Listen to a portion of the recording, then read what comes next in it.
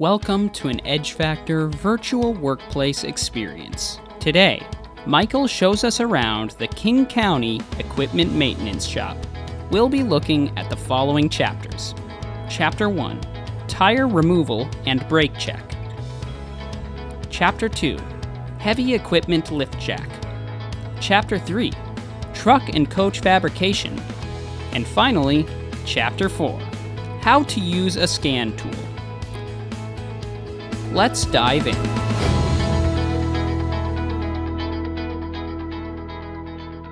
So as of right now, we are here to check for this front brakes for this vehicle. So first thing we need to get the jack, which is all ready right here, and the jack stand itself, and go find a good spot and secure it. When you are ready, grab the airline,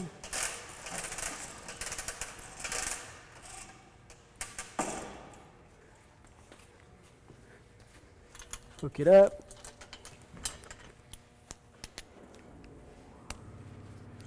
make sure this is locked because it will not go up.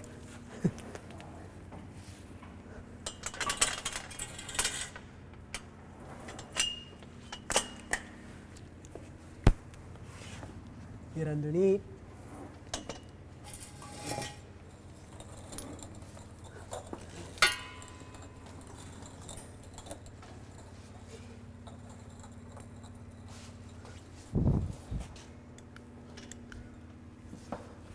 Make sure you are secure.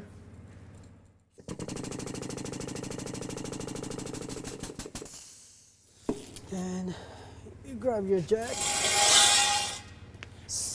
Reset it.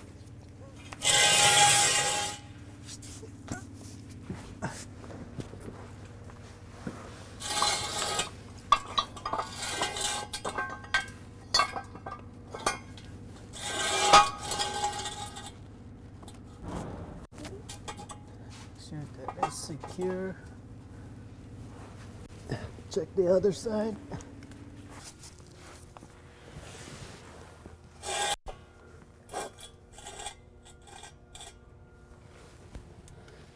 Okay, now that we got the jack stand,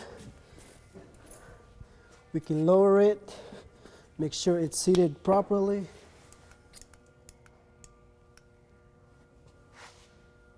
Slowly go down.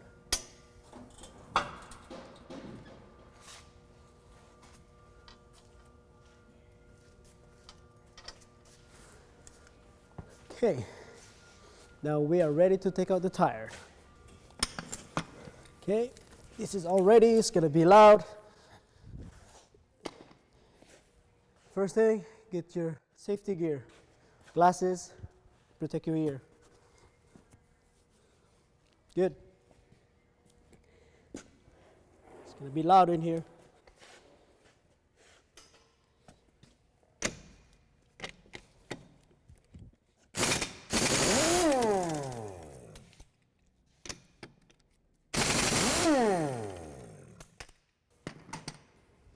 So you have these tools, slide it underneath, just like that. Raise it up, and just roll it slowly.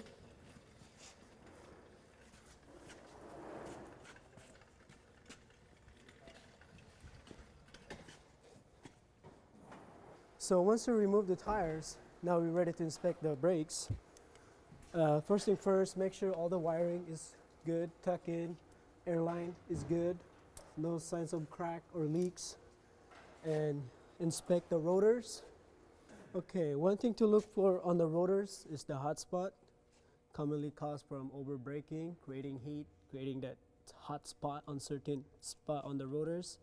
And once you see that, it's automatically replacement. Do not attempt to repair the rotors or anything like that. Just replace it along with the pads and the other kit with it that comes along with it.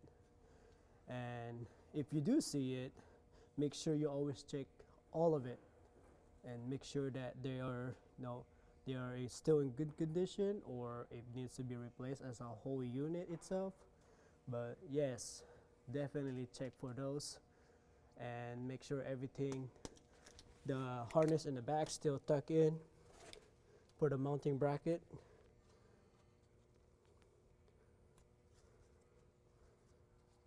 Yes, and they are still tucked in, and this brakes is actually still good.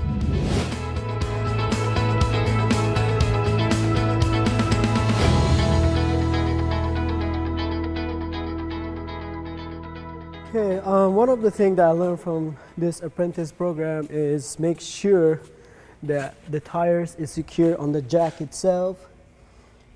Don't miss that because this will go down.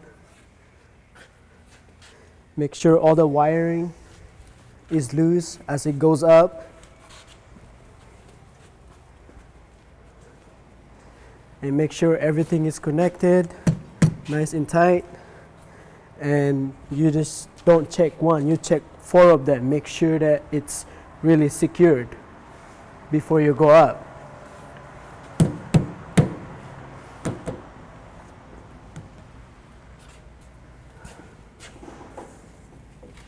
Okay. And once you get everything secured and you're ready to go, and one thing to check is make sure before lifting the truck, you check the capacity of your jack, make sure it's able to carry the truck itself, because you don't want to create injury and for everyone's safety. So if you can't find it, just look at the jack and look where it is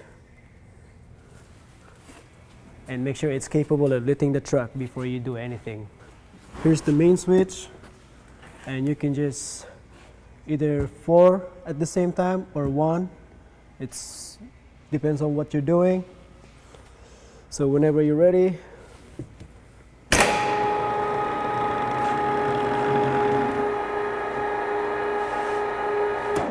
and one thing first, once you get it started, make sure all of them is going up at the same time. You don't want to miss anything. So that's good right there. It's going up.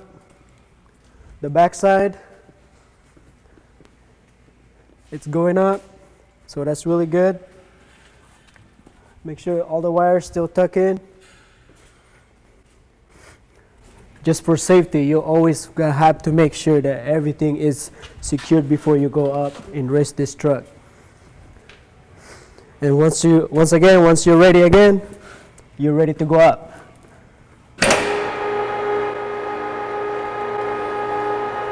All right, so once you got the vehicle in the correct height that you want it, the jack itself will automatically lock. So yeah. And right here we just replaced the oil pan due to its crack. As you can see, we changed the quarter valve into a,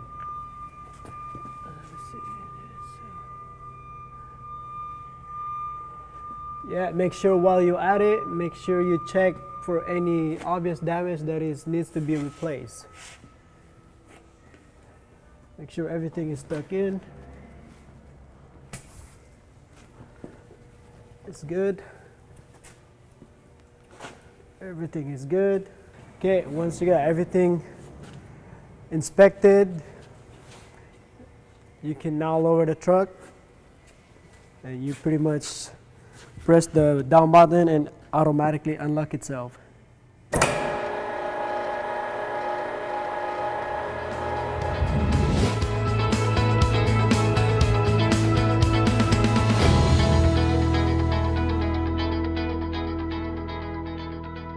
A lot of times, body frame on the vehicle itself, it breaks, cracks, damage, whatsoever. But most of the time, we don't really have the parts for it. So what we do is we get into welding, and which is right now I'm about to show you.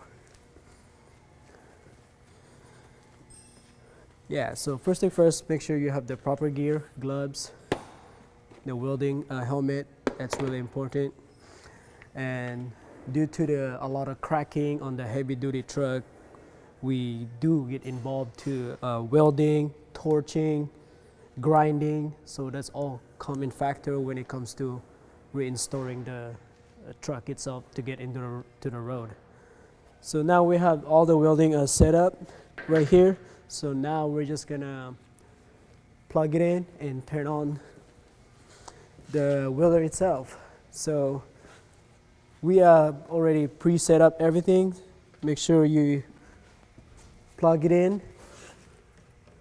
It's right here and secure, and it doesn't come out. That's really good. And now you get into this tank right here. You turn it on. It's good. Turn on the switch. And now, this is the most important part. So based on the metal thickness, here's are the specs on to adjust the voltage and the speed of the welder. So make sure you know the thickness of the metal, and you can adjust that so that way you don't melt the metal too fast or even create more problem.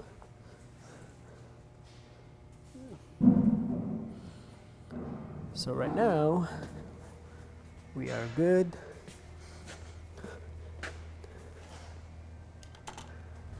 Get the gloves on. Make sure this is down.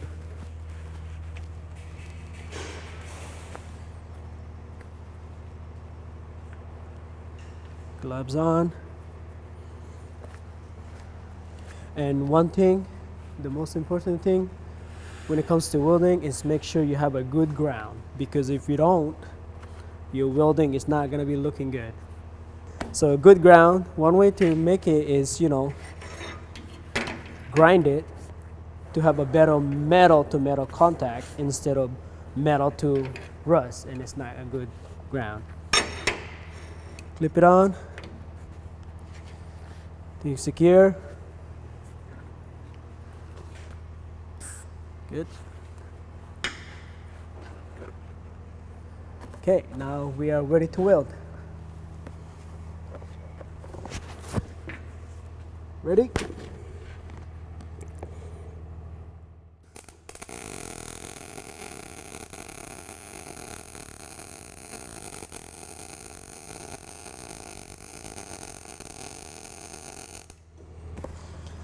So believe it or not, heavy duty mechanic, it does get involved with welding, grinding. So you're gonna do this a lot. So yeah.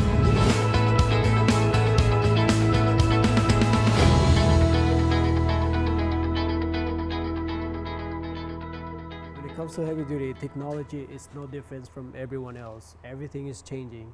So right now, I'm gonna show you how to pull up a code on this one of the truck that we have.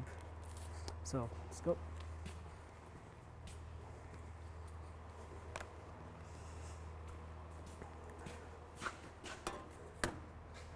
Okay, get that set up. Door. So this device right here, it helps you communicate with the ECU and the truck. So everything that you want to know what's going on code wise, this is the tool. You just plug it in. Okay, once you got this part, make sure you turn on the vehicle into on position and engine off.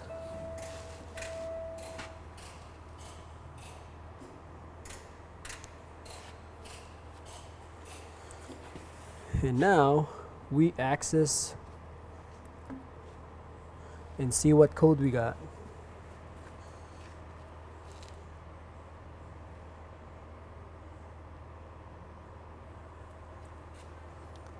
It may take a couple minutes. So once we get into this, we get rid of that.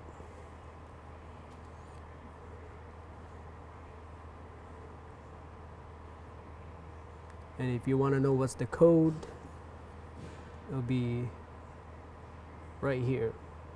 So usually when we pull up code, one thing that always pops in is the ABS. They're pretty common right now that it's really wet here in our side. Slipping is pretty common, so it turns on the ABS, and usually when the truck comes in, that's what it is for. So that's what one thing that I, by far I've been having is the ABS coming in every now and then. But for this time, we have engine fuel delivery pressure as a fault code. Click on it,